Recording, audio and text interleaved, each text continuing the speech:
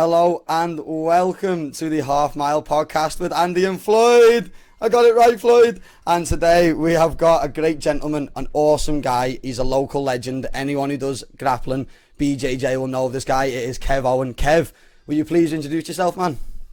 What's happening, lads? You okay? Thanks for having me on. Flying. Absolute pleasure. Start with, oh my God, I'm so happy to have you on. So we're going to start with your Thai. Because obviously when I come down and spoke to you, I had no idea that you done Thai, lad. And since then, I've been scratching my wrist, scratching my fucking head, everything, being like, right, let's know what this guy's done. So, Kev, let's start there, man. How old was you when you got into Thai, man? I think I was 20. I think I was 20 or 19. And it was, it was a local club by man. It wasn't Thai boxing then. It was called Magul Kickboxing Club. There was sort of like a hybrid of sort of sport karate and a little bit of kickboxing, as we know it, is sort of like K1. I'm with you. But I think I was there for about a year or so. Yeah. But it got to the point where I wanted to fight. I wanted to like punch people in the face and kick people in the head. Yes. All from like just watching Van Damme films, like when I was a kid. That's all stems. Yeah. Kickbox, mate. That's unbelievable. Do you know? Can I just interrupt you dead quick? I'm so sorry, just to fly off on this. Have you seen that Van Damme's actually coming to Birmingham? Jean-Claude Van Damme is coming to Birmingham to that Arnold showdown thing. Oh, whatever. You can meet him for like 50 quid, can't you? It's like one of them. I'm thinking I might even have to. On about me. I know. Sorry, you just sit back, Floyd. You just listen and educate yourself, lad. This is let the. You've never seen any Van Damme films? No, oh my goodness. Never. I thought you were sound, Floyd. Lad. I thought we were mates, lad. 100%. I'll have to watch one. Like. Yeah. Sorry, Kev. Carry on, lad. So yeah, Van Damme. So it was from just that, like obviously them wanting to compete, but where it was, they didn't really push competition. Right. I think I ended up finally convincing my coach to enter me for a tournament, but it wasn't like sort of kickboxing or K1 or Thai as we know it. It was like, it was points, it was called points fighting or points karate, so you'd have to wear like the open palm gloves. I've heard that, point fighting, no way. I was it's like backhand, ridge hand only to the head. That's mad. Straight shot. Yeah. I've never heard that until the other day either. Go ahead. Sorry. Do you like Michael Venom Page, who's in Bellator? Well, he's from that background. Right. Okay. Because that's not like that's mad, that mate. That's not as mainstream as it is now, or like as a like K1 or Thai boxing is now. That's unbelievable, man. So I looked up to this tournament in Blackpool. I had like a pair of 14-ounce boxing gloves, and I thought it'd be like kickboxing or K1. Yeah. But then the ref goes, you can't wear them. I went, why? He went, it's points, friends. Okay.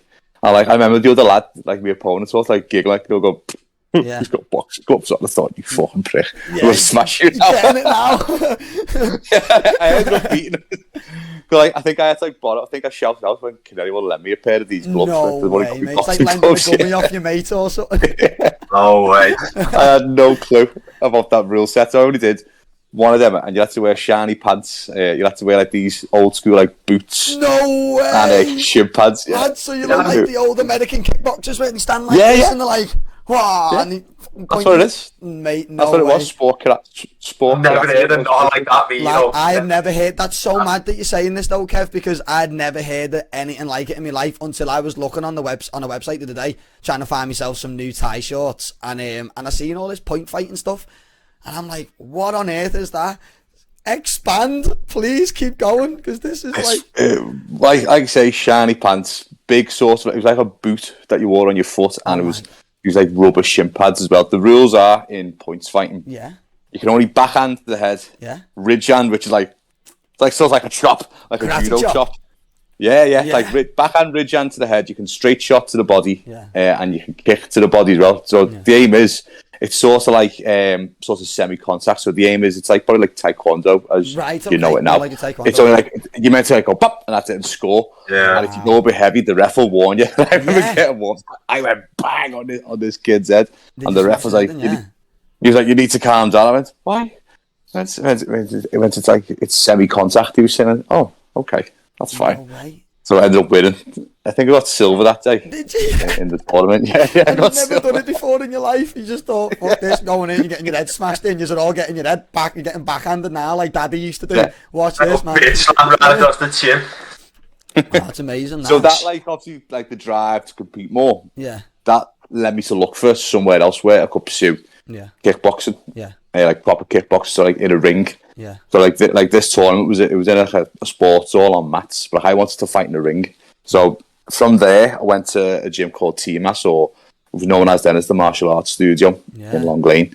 Like their focus was more K1. I ended up having my first, so I was classed as like my first proper fight with them. I think I was 21 then, and it was in Aintree Racecourse in one of the function rooms there.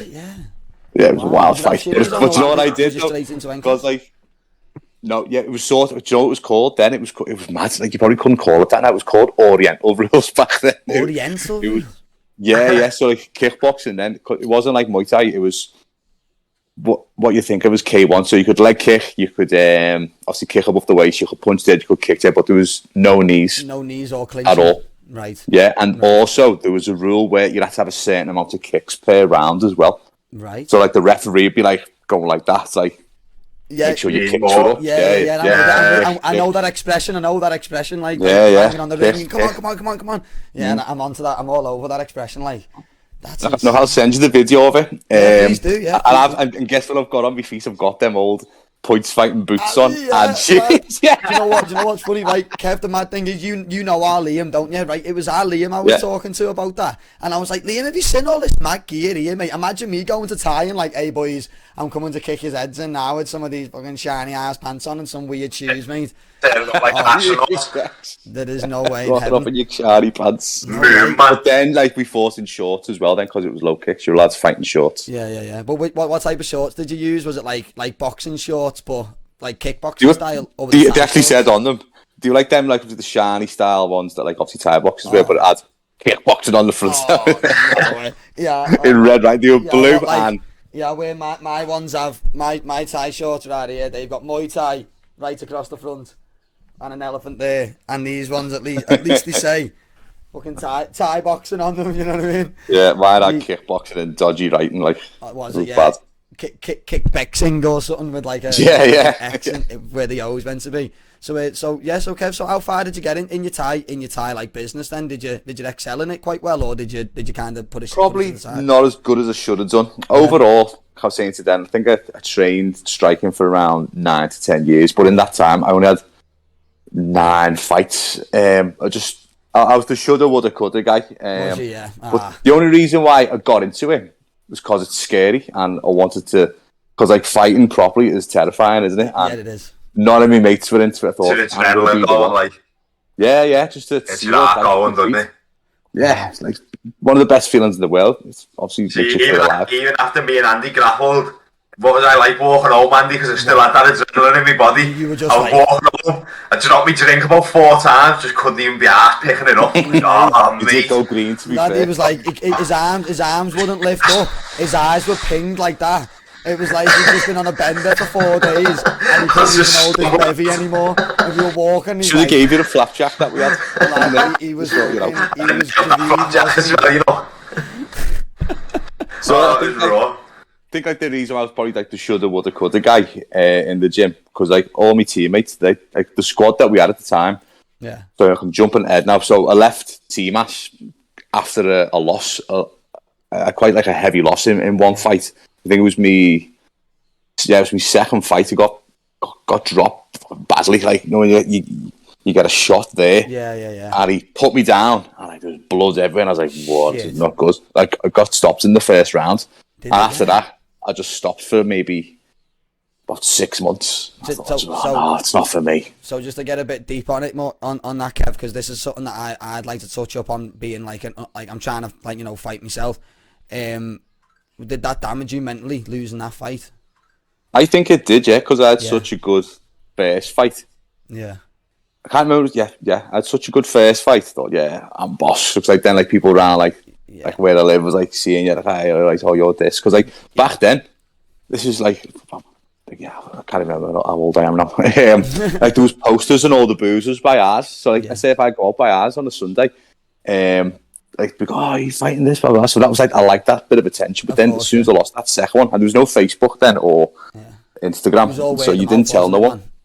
Yeah. So lost that fight, went on the missing list from training for about 6 months, and it was actually like some girl that I used to train with, see me in the boozer, and she went, "You need to get back in, lads." She went, "You need to do it. You need to get back in there."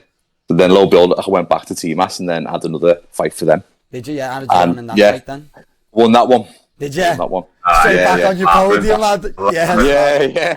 I love it, Kev. Absolutely love it. So, and again, and the next question, where did you go from there? Because this just doesn't end, does it?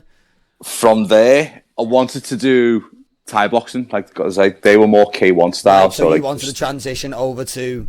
I wanted to do Thai boxing. Big boys, did you, lad? Yeah. Yeah. I've always wanted to try that style again. It all stems from Van Damme's kickboxing. Tong Po fought Muay Thai, didn't he? It was worth watching. Yeah, I wish I knew more about fighting and that. Like I watched the UFC and that, and I know a bit about it, but like all the stuff you go on about just goes right over my head. Like that's it. Like what you see, like people like you, Floyd, for example, go like. So a mate of mine once come up to me and said, "Oh, Andy, do you know where they do UFC round here?" and I'm like, that's something I'd say to someone, like somewhere that does UFC. Yeah. Do you know anywhere that does UFC? And it's like, Dana White over in America. he does UFC. And it's like, no, the grappling. Oh, so you think MMA? And it's like, yeah. So it's like, right, so you can either go to an MMA gym, you can go to a boxing gym, a Thai gym, or a grappling gym. You can do, and it's like, what? That's like, so yeah, you've got to go elsewhere. And then you've got to keep up with your strength and conditioning as well if you want to fight. And it's like, what? You've got to make sure you eat right and you're on weight. And what? Yeah, you know what I mean? Are you dedicated to being a fighter? Are you going to run every fucking day? You know what I'm saying? It's a big different thing wanting to do UFC to actually getting in a fucking gym and learning what you've got to do to keep yourself alive in these situations. Do you know what I mean? Yeah, well, everything you just said there was like, I don't do. Yeah. It doesn't happen like you said, healthy eating, going on your runs and all that, mate. Yeah. I don't think I've ever went on a run in my life. No, you don't need to go on a run. Don't bother.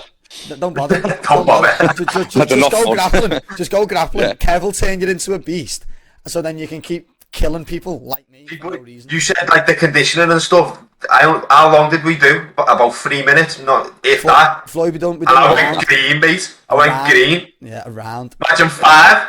Yeah, I done 2 rounds before that. I done 2 rounds. Did you be burying me? Owen. Shout out little Owen Pritchard, by the way, little grappler. Hey, he is boss, mate. 16, 17. But I do Thai with Owen as well. And our sparring sessions fucking blow up, mate. He can throw hands, and it just... When he landed on the floor and enticed you to come in and you went on to him, 10 seconds later, he triangled you? Yeah, he triangled me, He triangled me. Yeah, because I tried to go for the triangle because I thought, I'm cocky, me. I know how to do a triangle. So I attempted the flying triangle. So my leg got up, but I'm not flexible enough to get that other leg round. You know it? To get like, do you know what I mean? So his arm was through. I had hold of his head, but I was falling because I couldn't get my leg up enough round the back, to secure it. So it ended up slipping. And then Kev, I think you caught sight of me. Actually got him in that triangle at one point. You and John were there next to me, and I heard John shout down Owen's ear, "He's getting you in a triangle, don't let him get you in there." And I was like, "Don't tell him that, leave me alone." Then he went mental, didn't he? Oh mate, lad, it was really good. I loved it, me. So from there then, there again, Kev, did you go any further again with your Thai? So you said you had another fight after that. You got back on your pedestal, and you thought, where do you go from there? So at this point, I had 3, and I wanted to do traditional Muay Thai. So from there, I left TMAS and joined, like we were called, there was a gym in Ormskirk called Fit for Life at the time. Yeah, I remember that. I remember Fit for Life. Yeah, I remember it. It was ahead of its time. It was ahead of its time, weren't it? It was. It was a mad gym, that. Yeah. Yeah, it was all like up and down, weren't it? Little compartments everywhere. Boss gym, that. And then when he put like the MMA sort of area in there, obviously we made Lee, like Lee says, he's now in there, like, and his gym's in there now. I know Lee. Yeah. I don't know personally, but I mean, I'm on to him. Yeah. It was back when flyers were about, and I remember like pick up the flyer. I had to rang him, like, who does that now? Like, wow, remember that? I remember he had people out there and that, didn't he? I'm sure I had the flyer there, me. I had the few. I was about 15 years ago, I reckon, maybe, yeah. I called him. Wow. And again, I still rocked up to his Friday class. I had my fucking blue kickboxing boots on. Yeah. No way, lad. I remember him going, "What the fucking hell, lad? One of those? One of those? A Black Panther? One of those?" No. No way, lads. You look like Very educated we are. Like we wear these style shinies now, like the pull up style. Yeah, the proper shinies. Yeah. Oh, wow. So from there, I had my first fight under Lee. Won that one. Yeah. And then I'm saying to you, I only had sort of averaged one fight a year. I was like the shoulda, woulda, kai, shoulda, woulda, coulda. Yeah, I get what you mean. Just be job, just sort of took over because I was working in Bersco Sports Centre at the time. So if you're in the gym, like you're there working overnight, aren't you? It's like leisure. 100%. And I liked going out for weekends as well. Yeah, and staying up late as well. So yeah. But I'm glad like what it contributed to the team was good. Like everyone did very well in that era that I was competing. Yeah. So I'm happy with my contribution towards them. Oh, that's right. I think I ended up having 9 fights in total. 6 with shinies on, 3 without. 6 with shinies on, 3 without. And one thing I wanted to ask you for my own personal again, what was it like your first fight without shinies? At first, like you're warming up, like where are my shinies? You know, you're looking down, you're like I've got no shinies on here. And then I'm walking to the ring, I've still got no shinies on here. And then as soon as you step in, I thought, right, just throw a kick, just throw a kick. And I think I did. Went like jab, low kick. I'm like, well, that's not bad. Yeah. You don't feel it while you're in there. So when you got checked, was it just nothing? Nothing. Really? Didn't feel a thing. That sounds good. All right then. Maybe the adrenaline was taking over. Oh, mate. No, get me. No, thinking about like shin on shin, like. Floyd, don't think about it. Just don't think about it. It hurts so much. Like just 2 bones. Bones aren't meant to hit. You know what I mean? It's not meant to happen. Like just knocks me sick. Even the noise of it. Just the weird concept in it, throwing like bone on bone in it. Yeah, bone on bone. I was a wreck for a week afterwards. Was you? Yeah, I was going to say that. I was a wreck. The aftermath. Yeah. My shins had big eggies on them. It wasn't a war. Just like even like if you have like an sort of like not as harsh fight, you're still going to be broken a bit. I always think. Yeah. You know what? Even like the thing is, though, Kev, like people say to me, like, "Oh, you've only had into clubs and that," and it's like, "Yeah, I get you." Yeah, fights. It's still hard to get in that ring and loosen up when you've got like 50 odd, 60 odd people watching you. Stood there and they're like, come on, and you're like, and you got to breathe, you got to loosen up, and you're like, all right, let's turn this to jelly now.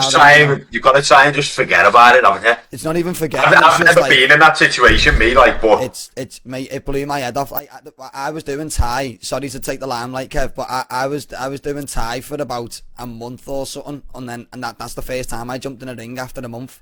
Because I was just desperate to punch someone's head in. I was just like, I was such a rage. I was just like a little raging ball of anger, and I was just like, I just needed sanding around the edges and that. And Pete, me coach Pete Bleasdale, fucking big up to that guy. He's a fucking monster. He come up to all the lads and that, and he's like, "Does anyone fancy doing an interclub?" And he just wasn't looking at me, and I was like, that kid who sits in class who answers every question, like, "Mate, I will." Mate, 2 hands waving. Pete's over here. Yeah, and he's like, "You sure?" And I'm like, "Fucking yes, let's go." And then like Scott Stewart and Pete, they're both saying to me like, "Lad, you've been fighting a month, like you've been training a month. You're not even like, are you even sure you want to carry on doing Thai and that?" And like, honestly, Kev, I think I've missed altogether since I started doing Thai just over a year ago. I've missed 3 or 4 weeks of consecutive hours of training. So about 3 or 4 weeks. That's all I've missed. And from that interclub, I was like, I popped the kid's lip in the first round. He battered me, absolutely battered me. But I popped his lip, right? And he gave me a fucking taste of my first bit of blood. And I was like, I like that. I like this. So that's it. I just kept going. And that's it, yeah. But and I don't even think I'm going to give it up, me. I'm going to keep going until I get my head smashed in proper bad. And I'm like, fuck this, I'm done. You know what I mean? Good, even then you'll come back and still do it again. Might not even go back. I might just end up going to fucking grappling after that. It's meant to be addictive, innit? You get like fighting's meant to be addictive, innit? Yeah, it is. It's something better, lad. Honestly, Floyd, it's weirdly addictive though, because I wouldn't even go around saying like I'm a hard person or like I love scrapping. But once you're like in the ring or once you're sparring and you've been smacked a few times and you're like, that's not as bad as you think that. Once you get it twice, lad, and you realise you're not made of glass, you think, fuck this, I can keep going forever. Do you know what I mean? And then once your chest starts getting used to it after like 6 weeks or whatever, and you're like, you can breathe, you look at the clock and you've been there half an hour, you're still breathing, you're still throwing slugs, and you're like, this is really fucking fun now. You know I don't know nothing about that, me, God. I really fucking passed out. You'd enjoy it so much. So, Kev, from the Thai boxing then, like you said, you kind of like your work at the time. What was it you were doing at the time, like work wise? I was a gym instructor in Bearscough Sports Centre, so like obviously I was dead unsociable. Like, I could stay fit, but I couldn't train as much as I wanted in the Thai boxing class. So I was missing. I was always fit, but I was probably just that little bit unprepared to what I should have been. I know exactly what you mean. Is it? There's just that. So, it was a shame, really. Yeah, if you feel like there's more you can give, then you can give more. You know what I mean? But if you feel like that's your, like, you know, like you're saying there, like, I believe there was more I could give, but I just couldn't. Do you know what I'm saying? And it's like, some people have that, don't they? And then like you said, you transitioned over to BJJ. So, why did you do that? What got you interested in grappling from striking? Again, it's such a big difference. Like, yeah. Again, it was from trainer for life. There was a guy called Dave Faulkner. He ended up on The Ultimate Fighter, and he was doing classes in there, just like it was like a casual like MMA style or just grappling. So I just jumped in now and again. And there was a lad from the MMA academy called Mick Bowman. I'll never forget it. And he says, like, Mick had a fight coming up. He said, right, Kev, do the favour, you just do stand-up sparring with him, and Mick will just take you down. Like, don't worry, I don't know no grappling. He went, don't worry, he won't punch your head in on the floor. As soon as he takes you down, we'll stop. We'll restart. I thought, he's not taking me down. Yeah, is that what you thought? Yeah. I thought that, like, no one's taking me down. Yeah, so they were just doing our normal sparring, and he was just double-legging me for fun. And we just get back up. I was like, no way. To learn this. Yeah. Need to learn this. I need to learn this. And then it went from, again, like in Fifth Flight, there was flyers for all the PTs. And there was one from a guy called Chris Thompson. He'd just come back from living in Spain. Yeah. He's from like Bearscough. And again, it said grappling, MMA, Jiu-Jitsu private. So again, rang him. Like, no one does that no more, do they? I rang him off a flyer in Fit for Life. No way. And it all stemmed from there. It all started from, like, me and my mate would do a private every Saturday morning. He'd work till like maybe 5 or 6 on the door, and he'd wake up and then come do a private for us at 12. Wow. But then it got to the point where he'd say, do you want to just meet me during the week? Let me practice some stuff for you, and you can train for free with me. I just need training partners, Lad, that's and then we've stuck with him ever since. So he's my coach. Like, he's been my coach now for over 10 years. That's a proper backdoor entrance, that, mate. That's That's like, hey, there's no easy way in, Kev, but that's a fucking nice way in. We just got battered by him for a couple of years. Just got battered by him. Yeah, but that's and he says, and he still says to me, he says, you're like the original students, like more like them private lessons that he ever did. Yeah. It was only me that's ever stuck it out. You are the karate kid, aren't you? Yeah. He's your Mr. Miyagi, the original student. Yeah. He's your Mr. Like Miyagi. One master only. Kev, that is honestly unbelievable. Mr. So, like, Miyagi. Yeah. Oh, that's not gone over your head, has it, Floyd? No, wait, that one hasn't. But yeah, and Kev as well. Before we carry on there's something I want to actually pick up on. You've done that ring announcing, haven't you? Yeah, I've done 2 now. Right. That's insane, because that is all that screams my name. That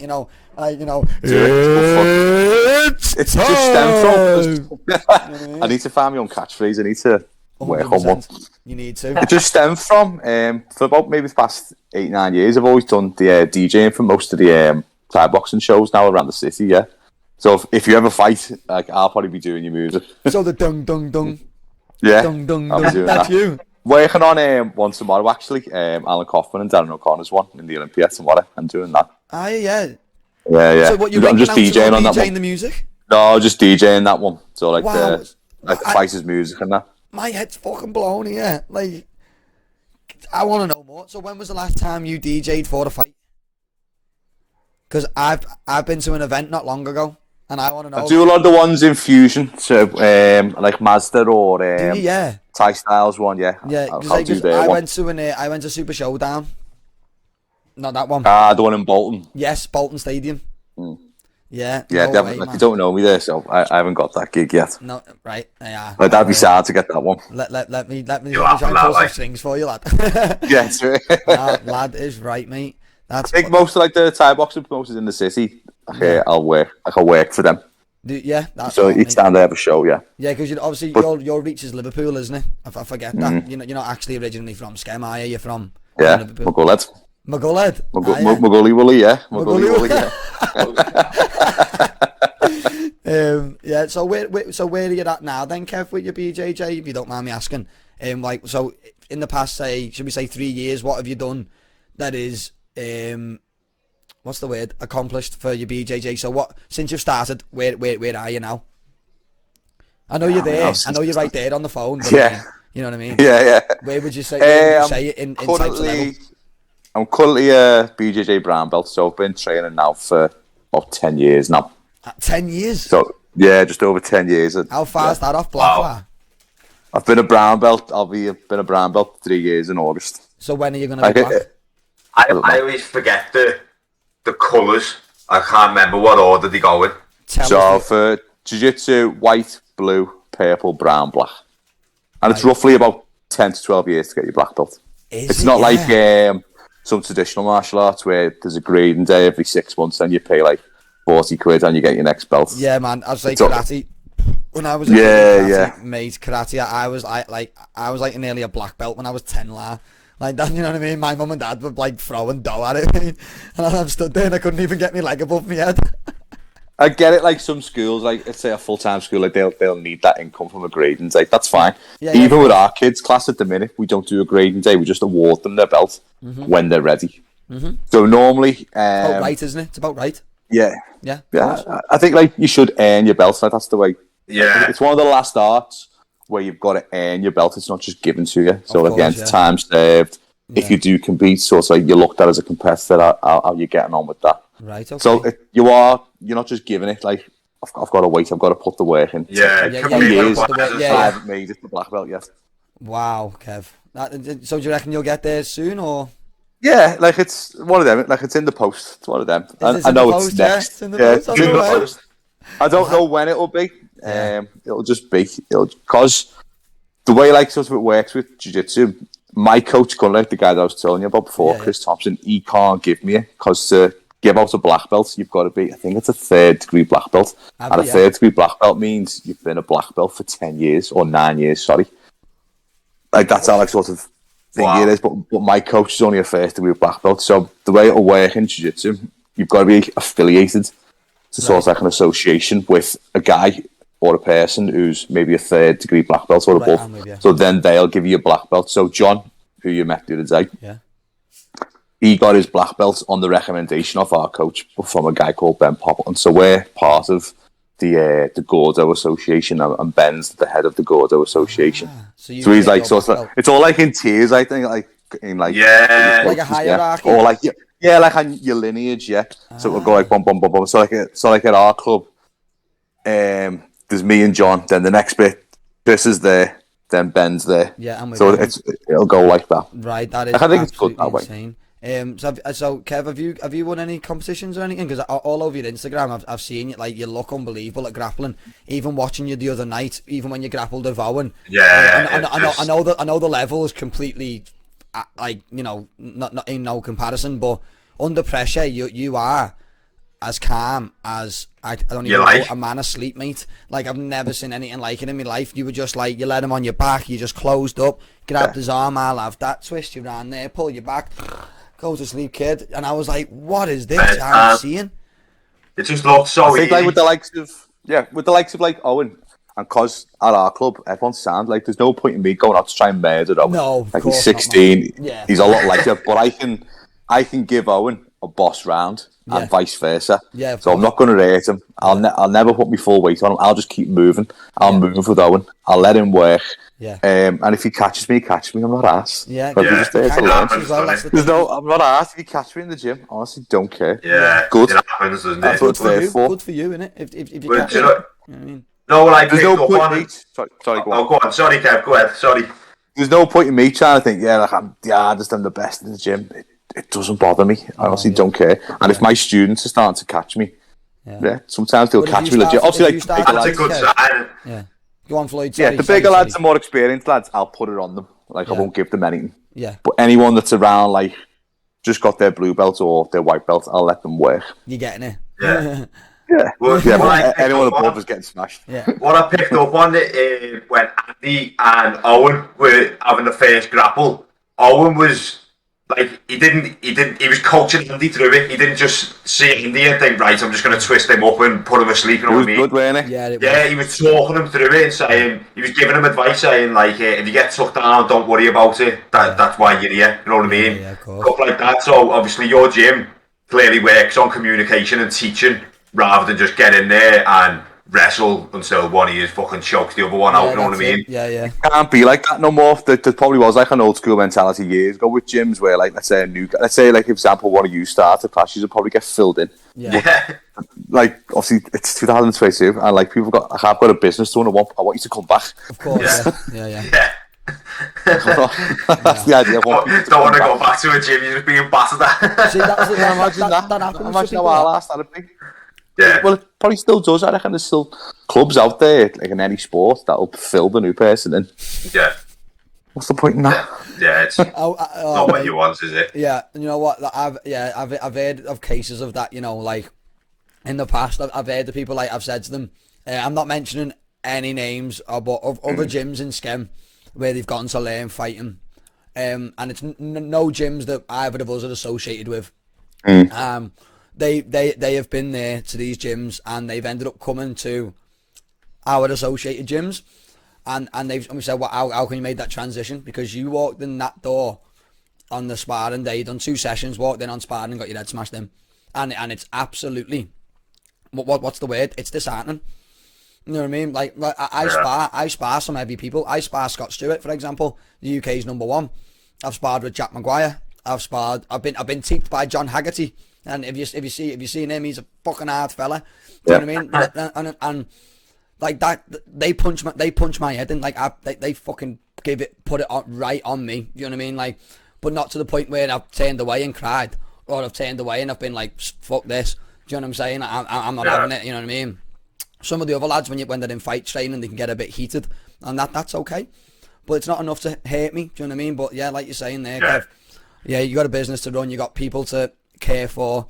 You know, you're trying to set a nice social setting, aren't you? A nice place for people to come to take the edge off things, take the edge off the life to release. You know what I mean? You don't want to be. You just don't take the piss. Like, there's certain like people like you'll have it in your gym. There'll be people that you'll have it with, and there's people that you just roll to their standard, or you spar to their standard. Yeah. And that sounds for like your hobbyists, or you maybe a bloke who's a bit older. We've got a guy who's 66 in my gym and a guy who's 50. You roll at their speed. Yeah. Wow. You roll at their speed. Yeah, of course. There's no point in me trying to go full blast with them. Yeah. I'll go at their pace. Yeah, of course. Yeah. And then they come back, they roll, they have a boss time, they may sit out a round, but they come back. Yeah, but like course, and you'll have your guys who you know that you'll have it with every week, and it's that's fine. The good thing. People feel like they can sit out around as well. Do you know what I mean? I don't like hassle people if they're having a round out if they're over 40. Yeah. But if you're under 40 in our place and you're sitting off, get back on the mat. Yeah, get in. There's a bloke there who's 66 and he's still on the mat. Get on. If he's on the mat, you're on the mat. But get up. Yeah, Farmer Peter's name is hopefully you'll meet him in a few months. Like, he's just got his hip replaced. 100%. He's had his hip replaced. Yeah, 100%. So Kev, alongside your personal life and your work and all that, have you dived into any other things to better yourself and to to help other people?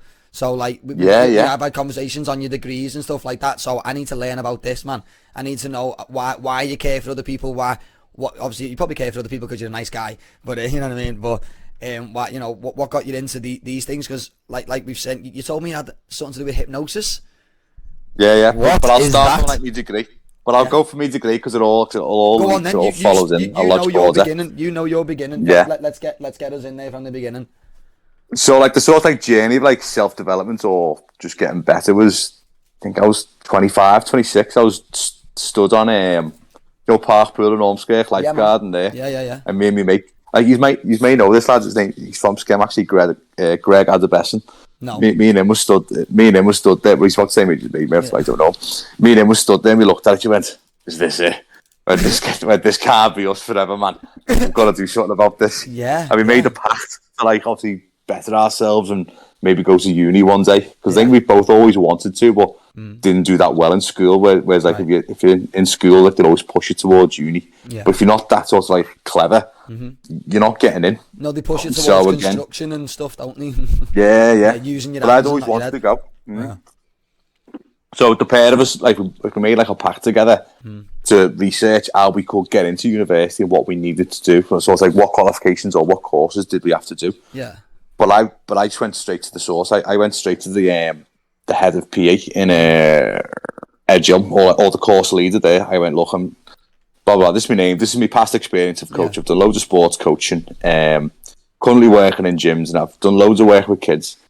But I've got no GCSEs, I've got no A levels. How can I get on the course? He said, come in and meet me next week. So we had a chat.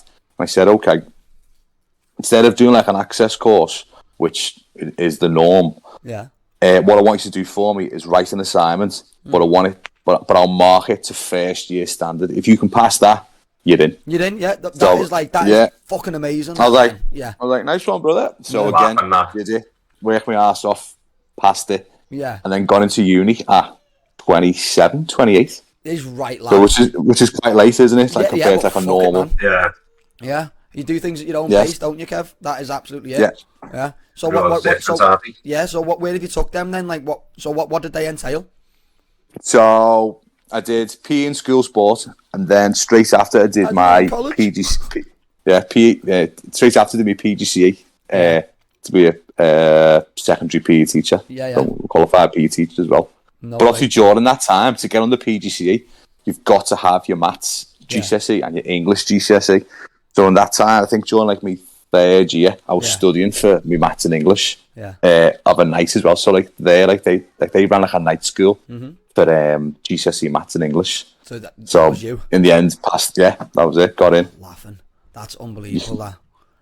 That's what I mean. Like a lot of kids, like these days, to be disarmed in school, to think, "Oh, school's the be all and end all." Yeah. You can always do things again when you're a bit more grown up, or your brain's got bigger as well. That's it. Your brain just gets bigger, doesn't it? And it grows older. Like I wouldn't say I wish I could do school again, but I wish I could educate. I could have a chance at education, because I wasn't a big fan of school. I didn't behave very well. But I passed with everything. I really did. But I wish once I finished school, that was you know what I mean? I should have took a better path from that. You know, because I ended up, like I said, I went to do PE in school sport, but at a college in Wigan. And I shouldn't have done it. I didn't even want to do it. Do you know what I mean? Like, I wanted to be an RE teacher, but that's for another podcast, that. Do you know what I mean? Like, yes. I wanted to be an RE teacher. I wanted to teach religion. Me teacher was a fella called David Goff. And I'm telling you now, was he from Northern Ireland? He'll kill me if he's not from Northern Ireland. If he's from Normal Ireland, he'll absolutely leather me. But he was the best teacher I've ever had in my life. And he didn't push religion on anyone. What he pushed on people was the freedom of choice and mind. So, and within that came philosophy. And that's what I wanted to study more. And behind a lot of religion just lives shitloads of philosophy. That's all it is. It's just a load of... It's all the stories, innit? Literally, it's all stories. Moral stories, moral stories. And whether you believe in them or not, doesn't fucking matter. Do you know what I mean? Like, teach them. If you can teach them, sweet man, you can be a teacher. And that's what I wanted to do. I wanted to teach, like this guy done for me. I wanted to teach other people. And it's never too late for me to do that. But I had kids at 17. Do you know what I mean? Yeah. And I had to do life my own way. Floyd, similar to me. Do you know what I mean? We had kids very early, and we had to do life a little backwards. But it is what it is. We're here now. There's still time. Plenty of time. Yeah. So, Kev, when did you? We're gonna get into ASW a little bit now, if that's okay. Because I'm very intrigued. Because, like I said to you the other day, I'd never heard of ASW before, and that kind of upset. Oh, sorry, that's my cat. That kind of upsets me, because there's so much in this town for people who are troubled, and ASW is literally in the heart of Digmore's, in the heart of Skelmersdale's like criminal fucking estate, because Digmore is one of the harshest estates around here. And if all the kids knew that was there, I guarantee they'd be going there instead of stabbing each other. You can get to Pimbo from Digmore, can't you? Isn't like a passage or something? That's the way we walked the other day. Yeah, that's how me and Floyd got home. Yeah. Unbelievable. So when did you start ASW, Kev? We started ASW when our coach Chris, so we were in a gym called Nemesis Grappling in Litherland, so he was based there. But then our coach Chris, He then moved to Spain to be with his family. All his family live over there. Laughing. So, and then someone else bought the gym, and me and John were looking at each other like, I don't really fancy it with this new guy. Yeah. John never went back after Chris left anyway. No John way. always had it in his head that he wanted to start his own team. I was a bit like, I don't know, yeah. Commitment and then all that in it. I was sort of pushed out the gym anyway. So I think, by the new guy, Yeah. No way, mate. Sort of a friendly push, yeah. Maybe I don't know. No way. So then John went. A friendly push, did you say?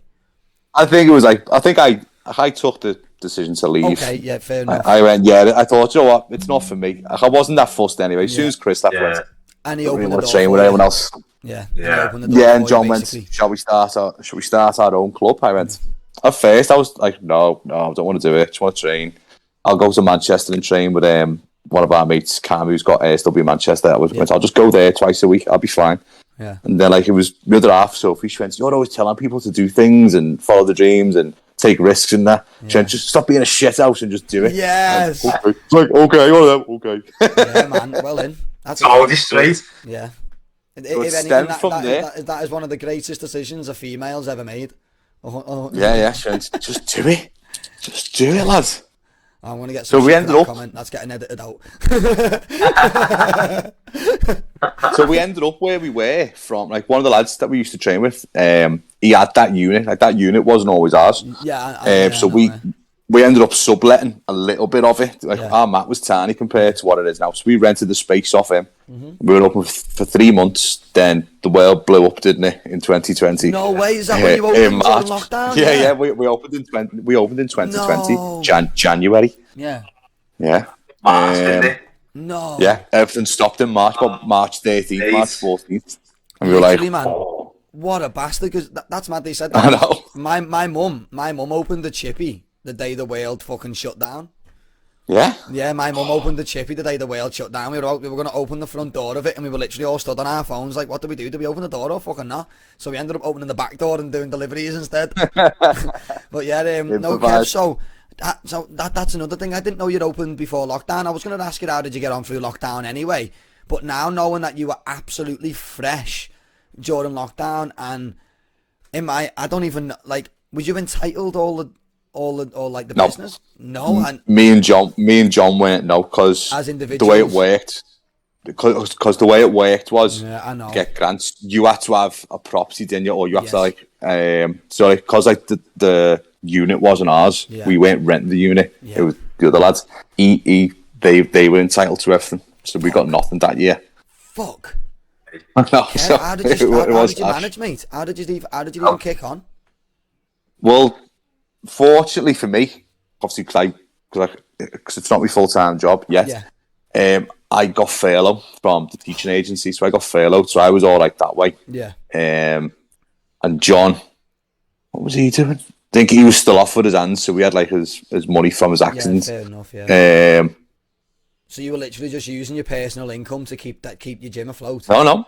Luckily, we never. So luckily, the majority of the members that we did have carried on paying. Oh, so we were very full. Yeah. And I was wow. Wow. We can't thank them enough, for that time. Yeah. Wow, we said something. We all just went, stop paying.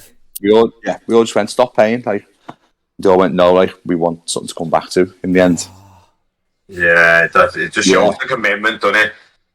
That is. Fucking hell. But like we even discussed in your gym the other day, it what I've even got here in writing, it's a form of mental medication, isn't it? Do you know what I mean? Going to that gym, it is like you said yourself, that you've got people in there that have got so much shit going on in their lives that it is unbelievable. Do you know what I mean? And having somewhere that you can just go back to a nice caring environment, a place that can take the mind off the entire world and just chill and roll with the mates. And I bet there's even some people that even go, because I know there's a guy that comes to our gym and he literally comes to the gym, gets on the mat for 10 minutes and he'll just sit there and talk to everyone for the rest. Do you know what I mean? I don't know if you guys have that. I don't know if that's acceptable in your gym, but I'm pretty sure you wouldn't turn someone away like that. I'd take into consideration, that's fine. Do you know Comes what I mean? in, does a bit, and he's happy. There just fucking, you pay your $5 and you sit there and you roll for 10 minutes and that's it. That's you done. You just want to sit there and watch and be around other people. Do you know what I mean? And I dig that. I think that's a great environment that, like, you know, you provide there for people.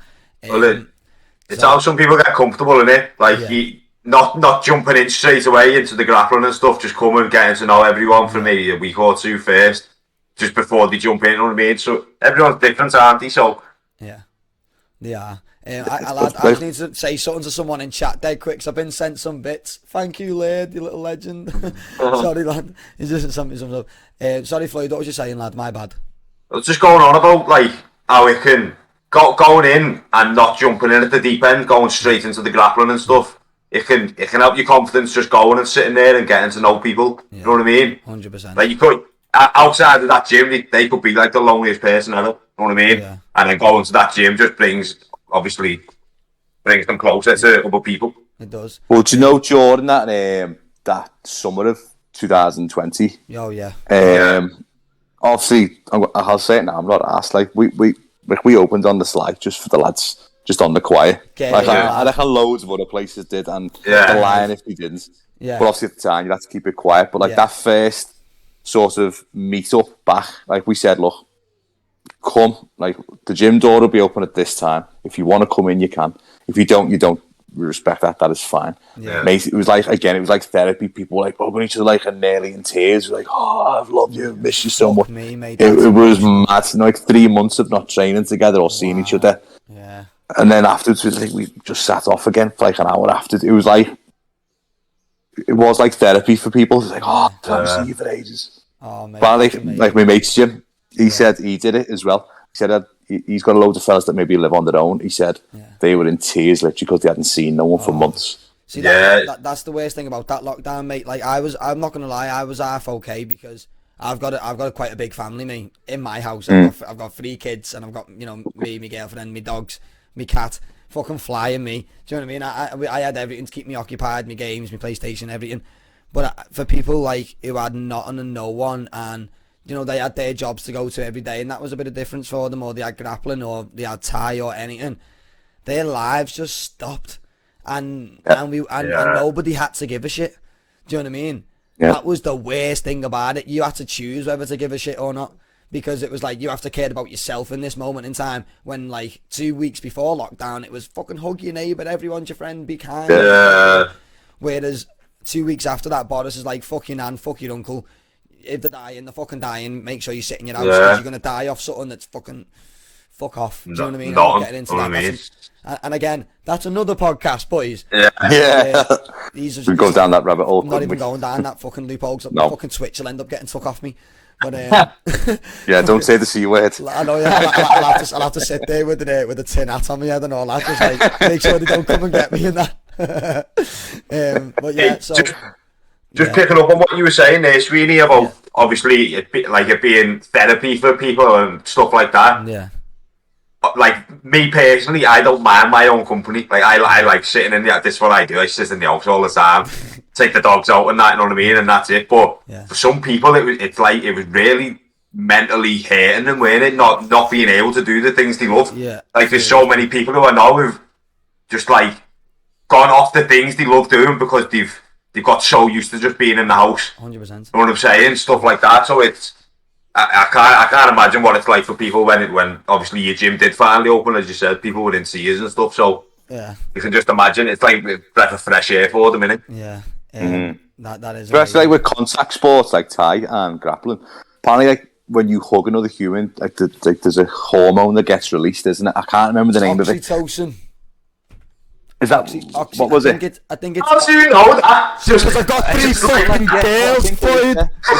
It's oxy something, isn't it? Oxytocin. And it's a bonding hormone, is it? So you feel like a closer bond with other people, don't you? Yeah. It's mad, and if you haven't had that, like I don't know what. No, if you haven't had that, you'll fucking crave it, obviously. Yeah. You know, if it's something you get on the regular, do you know what I mean? Of course, you're gonna crave that, aren't you? Oh man, yeah. And the kind of sports that we do, there's no other activities in the world where you're that close to another human being, is there? No, nothing in the world. Doesn't happen in like normal day-to-day life. Oh, stand back. Yeah, nothing appropriate. Do you know what I mean? Nothing appropriate anyway. Do you know what I mean? It was like all those lot, like we've always got like each other's like asses and tits and you jumps in other people's face. Yeah, man. You're punching each other, like you're breathing in each other's mouths and that. Yeah. So you do become close with all your teammates and the people that you train with because of that. Yeah, because you broke down them social barriers, haven't you? Yeah.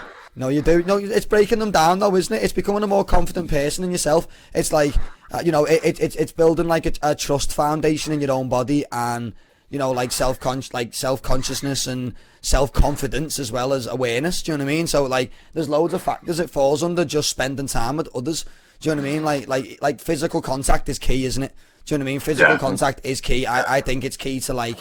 To happiness too. Do you know? I'm not just talking like sex. Do you know what I mean? I'm talking like all forms of physical contact, like you're saying there. Human Kev, you're never this close to another human. And even if it's another lad, you're still laughing your head off and buzzing. Do you know what I mean? You're still having fun. Do you know what I'm saying? Well, have you ever watched any documentaries by Louis Theroux? Have you heard of him? Lad, I've heard of him, but I've never actually watched anything. You used to would love all his documentaries. Would we?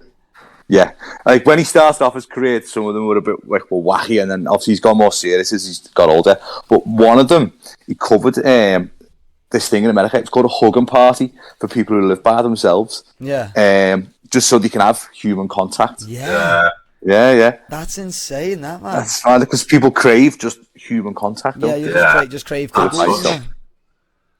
Absolute cuddle cravers. Yeah. Andy and his gang of cuddle cravers.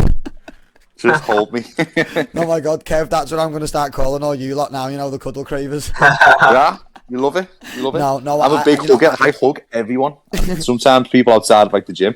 Some people don't like getting hugged, do they? Yes. I prefer a hug to a handshake. I grab people and pull them in. I grab people and pull them in.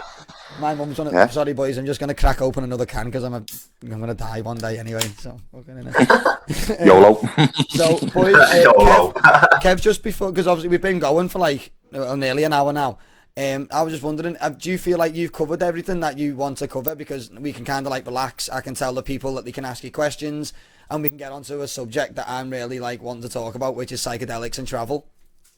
Well, I'll backtrack a bit. Like we sort of missed it, didn't we? About the self-development bit. Yes, the past few months have been diving into mind coaching, NLP, which is neuro-linguistic programming, yes, and hypnosis. I first got into it. It was from when I was Thai boxing. Remember I said to you, I didn't think I did that well. I always felt in fights, do you know what, I'm holding back a bit. I feel I'm not giving it everything. Really? So I ended up then going to see a guy called Vinny Shawman. He works with a lot of like Liam Harrison, Jordan Watson, Eddie Alvarez. Yeah. So Vinny is Liam's mind coach. Wow. So I ended up, so I ended up going. It was called 4 Weeks to Freedom.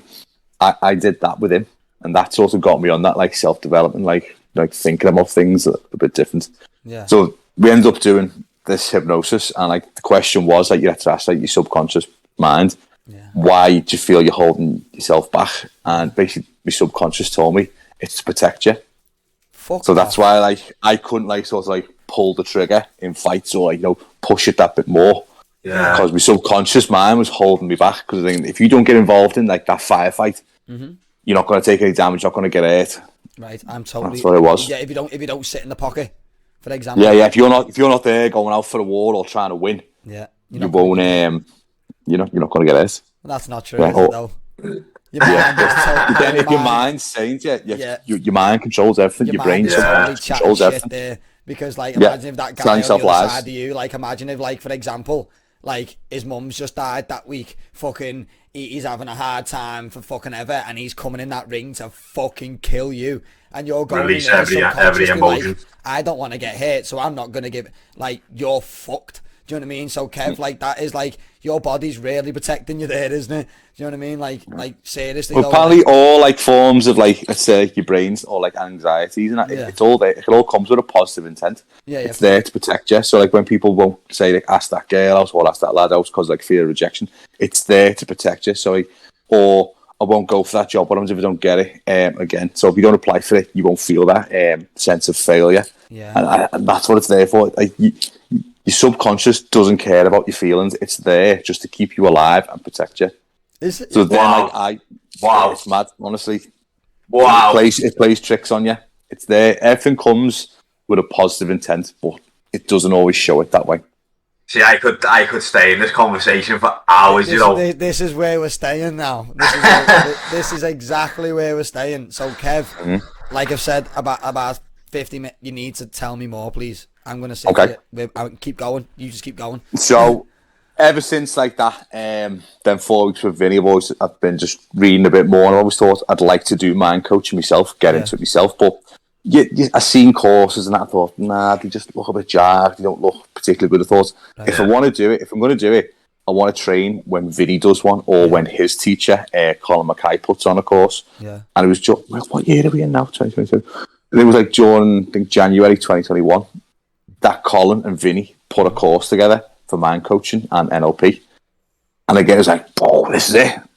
Like, you've got to go do it now. So I did I think it was like 5 days online. It was like 8 hours a day. It was quite heavy stuff. Yeah. And then they give you access to an online learning resource as well, which is yours then to keep forever. Yeah. I'm still sort of in my infancy in my mind coaching stuff. Yeah. But I am seeing a few clients now and again and helping them with certain things. One of the things was, like, one client, obviously won't mention any names. No, of course. Was he had a fear, or he couldn't go out for his tea. No kind of restaurants. Yeah, could not. If it filled him with dread, his skin would get clammy. He'd literally, or if he went there, he'd end up just boozing loads, and then he'd just leg it out. Yeah. So now obviously we went and did the session. We spoke about it. We did 2 techniques. One called the fast phobia model, right?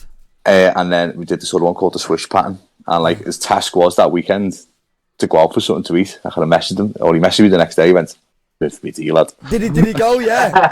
Yes, Kev. And like at the end of the session, like you asked the question, like I think it was like on a scale of 1 to 10, what are your thoughts on now going out for your tea? Like, bear in mind at the beginning of the session, I said, right, if I said to you now, me and you were going to go for some scran now, what would you do? And he went white, and his voice went croaky and everything. I'm feeling it for him right now. I'm like, yeah. And then at the end of the session, I went, okay, me and you are going to go for some scran now. What are your thoughts? He went, okay. Yeah. Let's do it. And he's there. Like, this is a lad who, he's well educated. He goes out with clients. He has to take people out for dinner. And he's there. He's flying now. Is he? And another recent one was just someone, just self-doubt. So it's all about just instilling. Yeah. Obviously, looking back at previous times that you've been confident. So it's all about recalling past experiences that you can then use going forward. Because people think, oh, I'm not confident. But then, like, if I spoke to you, there must be a time in your life where you felt confident once. Yeah. And then you hook onto that emotion or that time and state, and you sort of like anchor it into your body. Yeah, would that not be dangerous when when that time is Jordan like an alcoholic state or whatever? I wouldn't work maybe someone who's like an alcoholic or who's. This kind of stuff is for people who are of sound mind. So I mean, like, for example, if you said to me, right, Andy, grab your most confident time, and my most confident time was me when I was pissed. Do you get me? Oh, okay.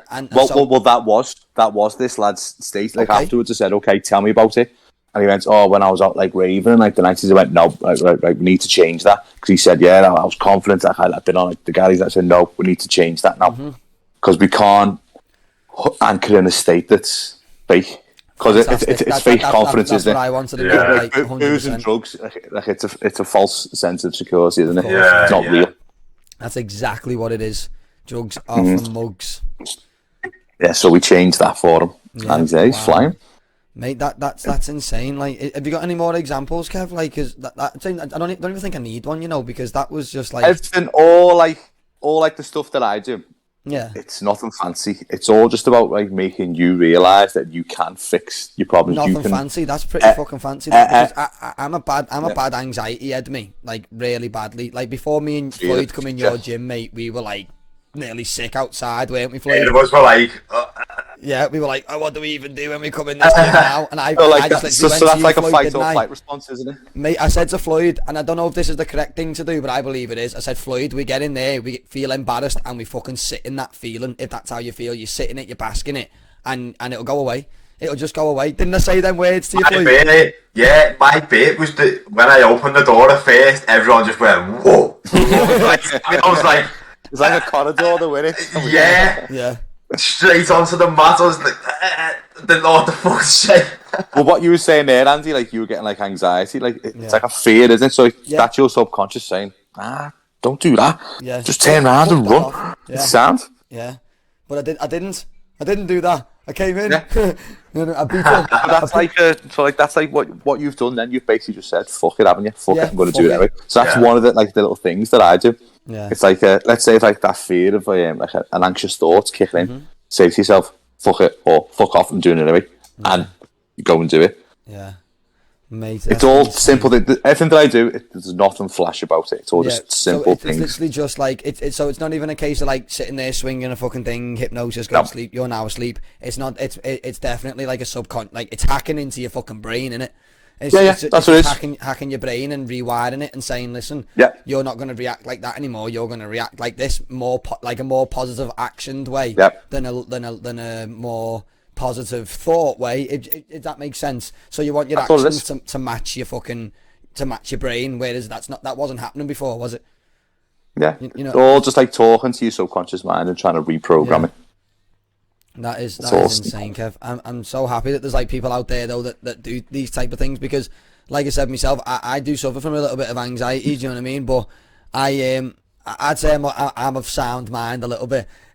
Sound? We'll have a chat then. Yeah, come down and do one day. I'll chat sound mind. So that's definitely something that could work with me, because there's a few things out in life that I won't fucking do, but this is one of them. Streaming is one thing I will do. Getting on a camera. Yeah. If you put an audience behind my telly, you know what I mean? And like I know I've got an audience already watching. Do you know what I mean? Like I think just to shit us all up now, I think altogether we've got like 15 people watching between both streams. Yeah. So just no pressure.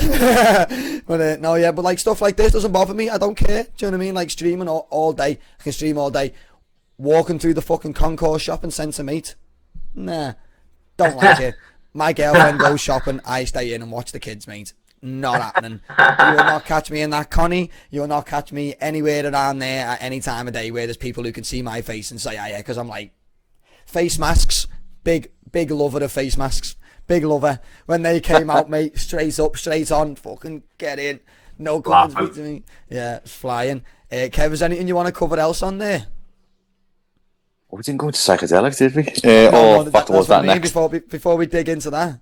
Oh, before we dig into that, if there is anyone out there who's maybe suffering with a bit of anxiety, or do you want to change some of their behaviours, like, give me a message and we'll be able to fix it dead easy. Kev, it's quite simple. You're a loving man. We'll sort it. For someone who someone's neck and don't let your subconscious, or don't take control of your life. Literally, I sound like Boris Johnson. Like, take back control of your life. You can, and do the things that you want to do, and squash those limiting beliefs. It's dead easy once you know how. But with the disclaimer, it's like Thai boxing or grappling. These techniques, you've got to work on them. I think all the time. It can't. If you ever do a session with me, it's not a one session and fix. You've still got to continue with the techniques. Of course, yeah. It's right, Kev. You are a legend, lad. So from that point on, guys, let's chill now. Let's relax. Like we said, let's chill. I'm going to ask the chat if they've got any questions or anything for you, Kev, while we get stuck into our little psychedelic chat. You won't believe it. We've actually been going for an hour and 5 minutes here. Oh, yeah? Yeah. Flying. We are flying. So has anyone got any questions on mine or Floyd's streams before we start ranting and raving again? And then we let Kev go in about 5-10 minutes. Give us a fucking message while we talk. So Kev, your experience of psychedelics, go. Okay, it was during that mad year of 2020. Was it so? Yeah, during like the summer of that, like loads of mad things happened that year, didn't it? Again, like I thought I was all right during like the lockdowns and that, but then it turns out I probably wasn't as much as I professed to be.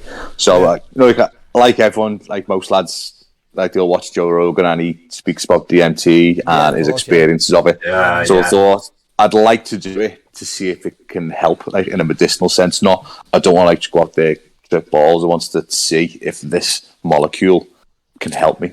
So you took the exit. Yeah. Yes. Yeah. And what did it do to you? Okay, the first time I ever did it was before like the world blew up, and I only had a little bit. It just put me into a nice trance, a nice just relaxing meditative state. But then I took it when things were on top. I had like, maybe like thoughts, like wild thoughts going on during that lockdown. Yeah. So I took it. I'll explain the whole trip now. Yes, please. Like obviously, if people ever like describe a DM trooper, you can never do it justice to like any other people. Can't they know? So goes there. As like 4 or 5 big blasts at the pipe. Literally shut my eyes and then. Have you ever seen Thor? Yes. The film Thor? Yeah. Like the Bifrost, like their teleportation. Like yeah, man. It was like that. It's like I was in the Bifrost, and then I'm literally. It's like I got transported to like maybe ancient, like the Mayans, and so lots of pyramids, lots of Mayan style stuff. So I'm teleporting through there. Everything was green.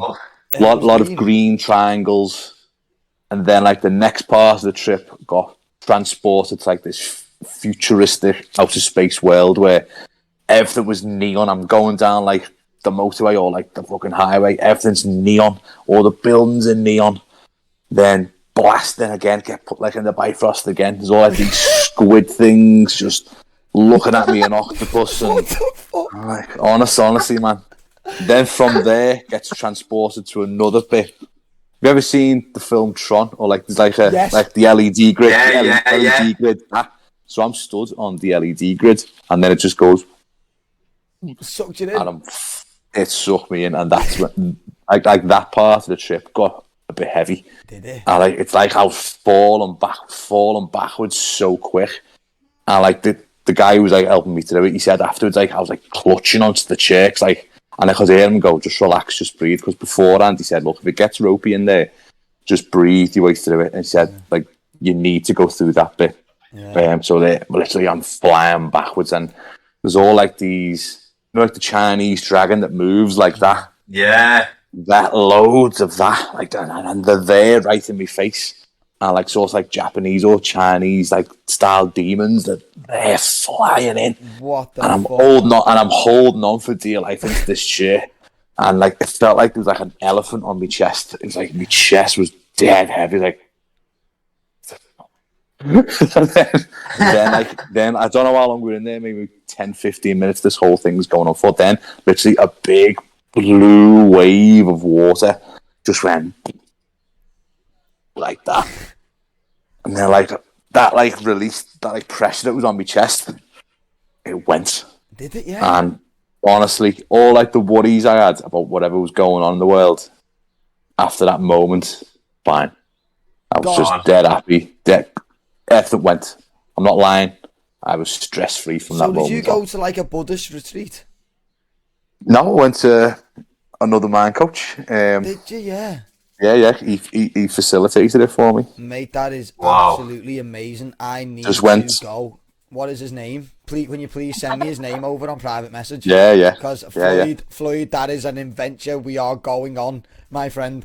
That is an adventure we're going to share together. We might have to get. I know people who've had it. I know people who've had it, and obviously not saying no names or not, like, but they said they've had some scatty experiences with it, like. Yeah. Have you never took any psychedelics, Floyd? No, never. My turn. So I've taken psychedelics. So I was a little bit young, but I had quite a good life. So I thought it was the best time to take them. 18 years old. I went to Amsterdam for my 18th birthday, and I thought, yeah, fuck it, mate. It's the home of truffles and magic mushrooms, weed, and all that. So as soon as I landed, got off the plane, went into the airport. We got lost from the airport. We ended up getting the wrong train. We were on our way to Rotterdam before we realised we were fucking out of Amsterdam. So we were like, so we ended up getting a taxi that costed €45 to get it back into Amsterdam. Gets to this coffee shop. It has a big, big mushroom label over the top of it. I think, yeah, we'll go in there. We'll grab some of these mushrooms. They don't sell mushrooms anymore. They sell truffles. So they're not. What's the difference? Mushrooms is a stemmed mushroom with a cap on the top, and a truffle is like a mushroom before it's born. I think. I absolutely think. I couldn't tell you, but truffles are in the ground. And mushrooms are out the ground. You know what I mean? Right. And I think truffle. I don't know what the the effects of it are different wise, but I know for a fact that them fucking things twisted my head off me. So we landed there anyway. I went straight to this shop. I bought 2 packets of these fairly weak ones, and my cousin, he'd been before, he was like, yeah, I'm going to buy 3 packets of the strongest ones. And I was like, yeah, go ahead. Right, Dragon Dynamites, they're called. Search them up if you want. And he brings them over to me, and I ate, mine are called Mush Rocks, and I ate like half a packet of mine, and I was like, right, let's see where this takes me. So about 20 minutes in, and I'm like, fuck all this, I'm not feeling nothing. So my cousin goes, yeah, have half a packet of mine. And I'm like, what's the worst that can happen? Oh my lord. So it takes half a packet of these mushrooms, right? And to get to our hotel, we had to get on a ferry, right? And we had to go across the wharf onto like a boatel. It was called the boatel. So we got off at the ferry port, goes into the hotel, and as we're walking in, I'm a bit like, I'm starting to move with the flow of like the water, and I'm like, this is a bit weird. This is a bit mad. So I walks up, gets to the room, puts stuff in, comes back out the room, and here's where it kicks in, right? So I'm sitting there looking at the floor, and when you're daydreaming, right? I'm daydreaming like that, and as I'm looking up, the whole floor came with me, and I'm like, whoa! And I went to my cousin, I'm just knocking him, going, I think I'm tripping, kid. I think I'm tripping. And he's like, yeah, just sit in it, mate. Just sit in the trip. You'll be fine. And I'm like, I'll be fine. I'll be fucking fine. It lasts for like 5 or 6 hours, the effect of mushrooms, doesn't it?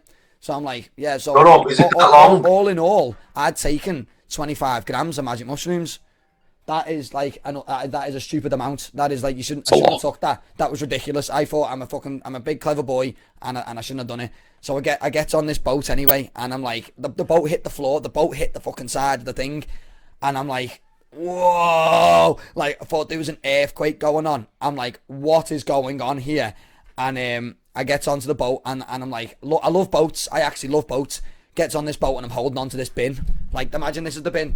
I'm like that, shaking me little head off with this bin, and my cousin's like, hey kid, are you alright? And I'm like, I am not okay. And he's like, why, what's going on? And I'm like, I am shit scared of fucking boats, mate. And he's like, Granddad used to take us on. I'm like, I'm scared of boats, get me off this boat now. So we're walking anyway, and we get into Amsterdam Central, and my phone had died and everything, and I'm starting to like freak out a little bit. My cousin calmed me down, which was great. So the trip went positive.